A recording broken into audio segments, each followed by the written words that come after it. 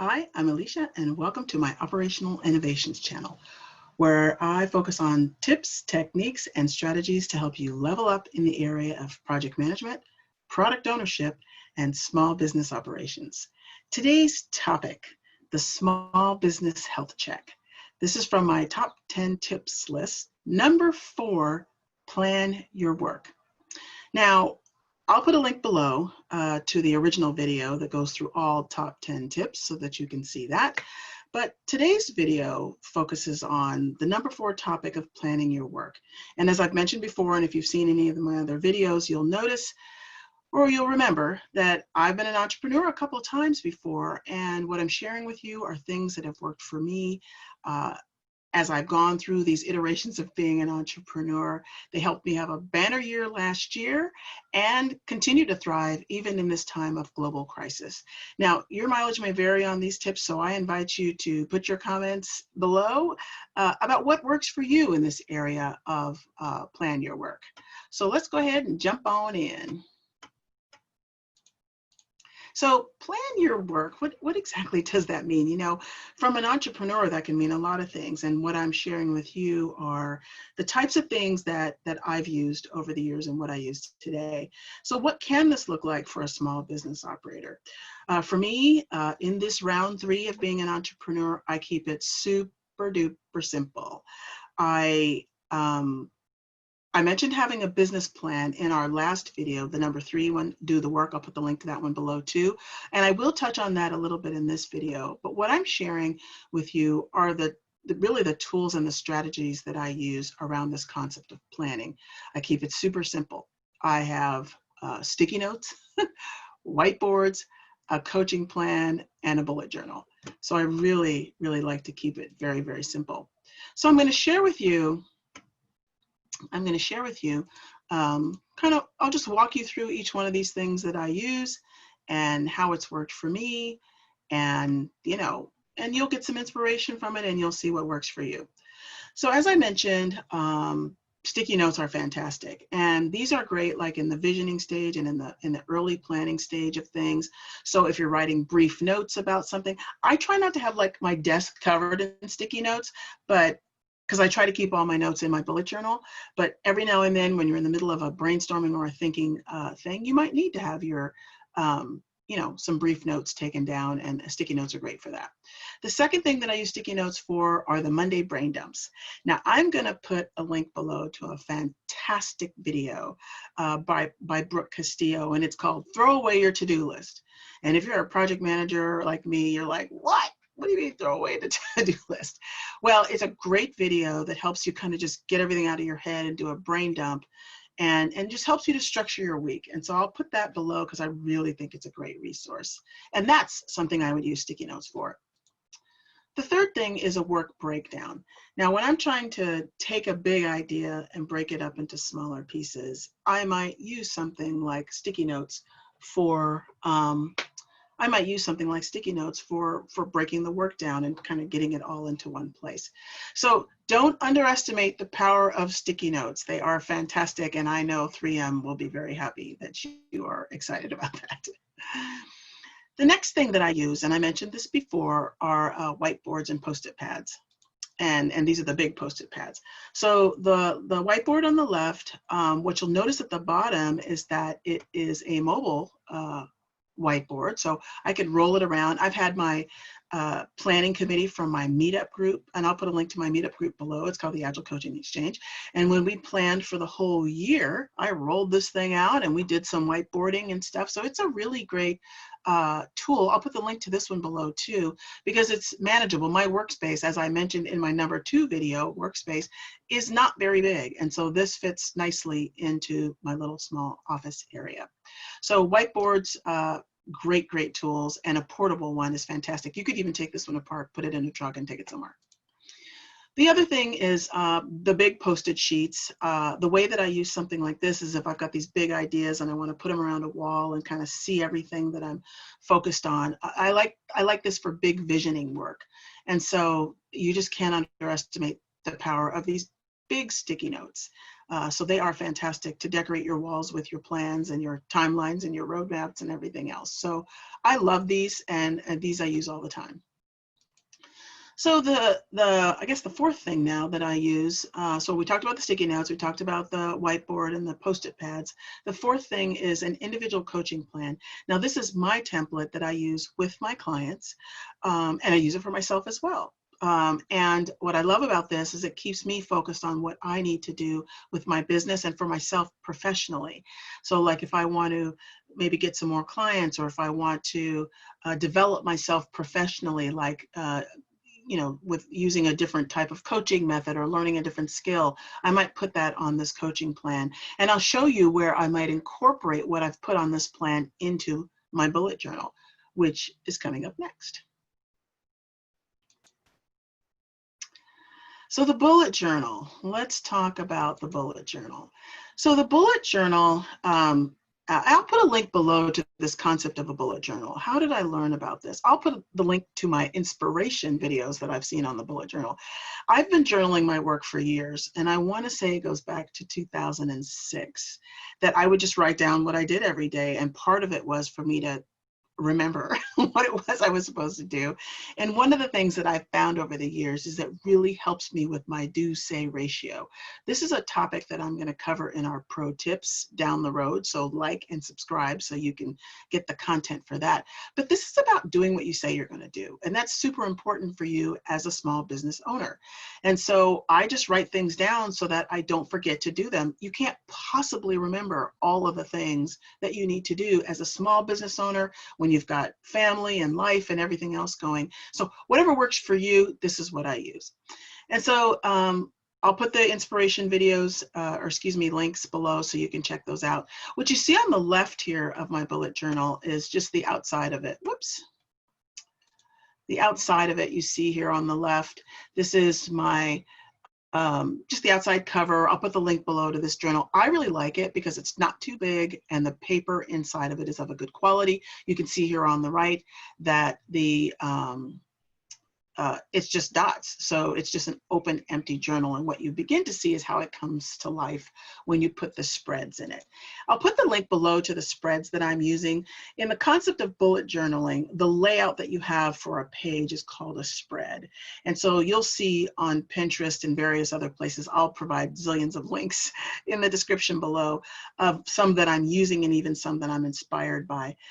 This one is a self-care spread. And what's important about this for a small business owner is that it's really easy to get out of balance as a small business owner. I learned that in the first time and the second time as a small business operator.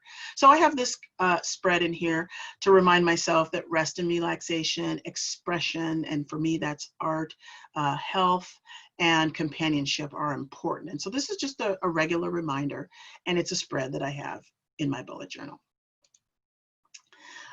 This is my art and theater page, and you can see that, you know, things got started with the year and then we had COVID-19 hit, and so that's when things kind of stopped getting filled in. But I just like to remember and kind of reflect on the art that I've seen. Art is really important to me, so I keep that in my bullet journal as constant inspiration.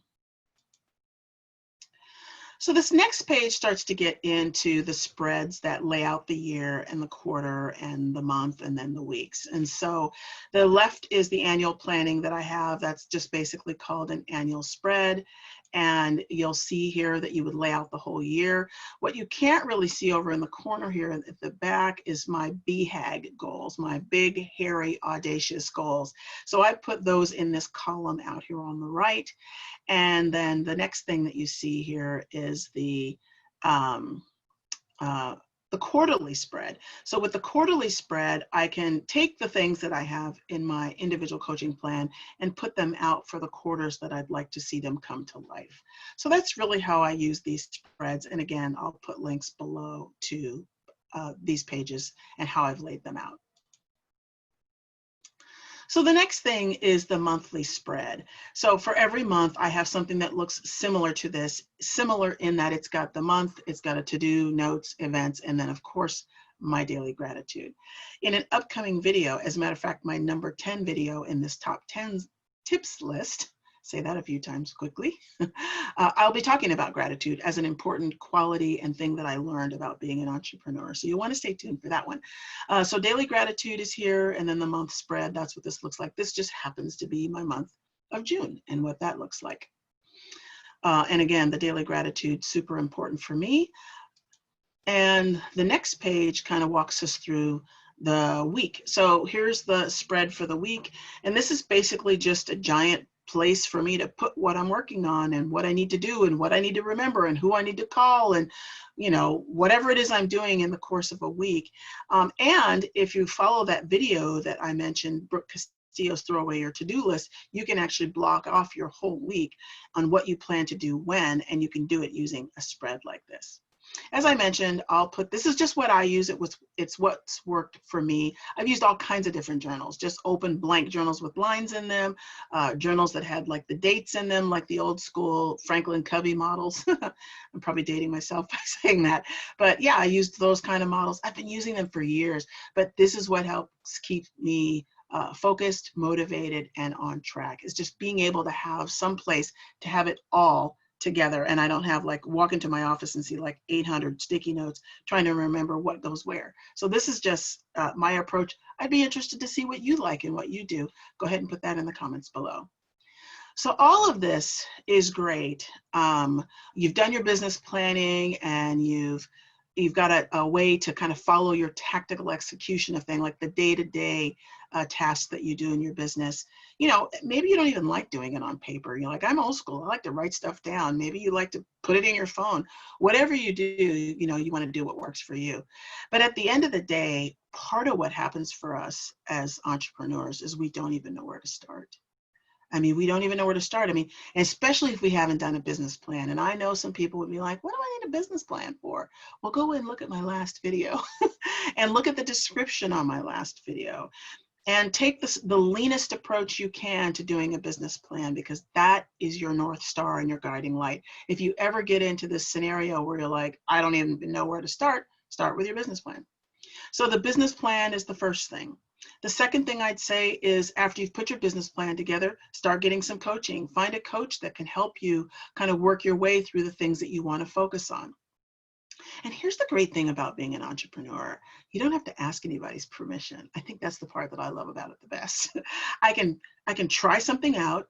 You know, I can lay it out in a business plan. I can lay it out in these different tactical methods, and I can put a time box around it and say, hey, I'm going to run an experiment for this many people or this amount of time, and then I'll see how it worked. And I'll make sure that I'm conscious of my time and my cost, because of course, how should I be spending my time is always a great reminder for me. But yeah, getting coaching to help move you through these things, super important. The next thing that you might do in terms of where to begin is you might join a mastermind group. I think mastermind groups are great, and a lot of them you can find that are complementary. You might look out on Meetup to find some mastermind groups. You know, people that are doing something similar to what you're doing can be a great inspiration group. You can meet with them monthly or whatever the cadence is, and you can really find out some of the great things that they're doing that can inspire the direction that you want to take. So you don't have, I say all that to say you don't have to feel alone in this. I will actually be talking about this concept as well, this concept of being a lone ranger.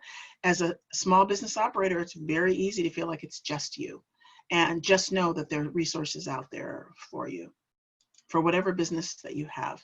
Another recommendation, LinkedIn pods, following people that do similar work that you want to do on LinkedIn, and just kind of researching what it is that they do and how do they do it. I've noticed I'm in a LinkedIn group, and I'm connected with a bunch of people that don't do anything like what I do. Well, one person does. And it's really interesting to see all their different perspectives and all the great information that they bring to the world. And I'm inspired by a lot of it. So that's a really, another one of those where to begin kinds of things. Last but not least, podcasts, vlogs, blogs, these are all great ways to get inspiration about where to begin. You don't have to feel like you're that little guy at the bottom of a giant staircase and you can't even take the first step. I will say that if you start with a business plan and look at a few of these other tips, that can be a super great way to get started with what it is you want to do. And then you could use a bullet journal to kind of go through the tactics and put it all together. So that's kind of the whole idea there. Let me see here. How do we stop? All right. So that's it, folks. How do we plan our work? There's lots of different ways to do it.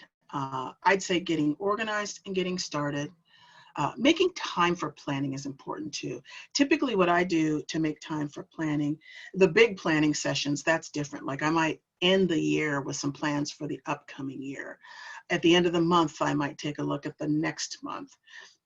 I might even do a quarterly plan. That's kind of corporate, but you know, some sort of structure that says, you know, where do you want to take the time to plan? So making time for planning is important. Maybe you take an hour on Sunday and you dump out everything that you want to do for the upcoming week, and you keep a time box around it because family is important to you. But you do take that hour and you do get that done. I would personally prefer to do it Friday at 4 o'clock instead of doing it on the Sunday, but it's up to you. You do what works for you. I'll take Friday at 4 o'clock right before happy hour to do my planning, and then I'll be ready to come back in on Monday and get that work done.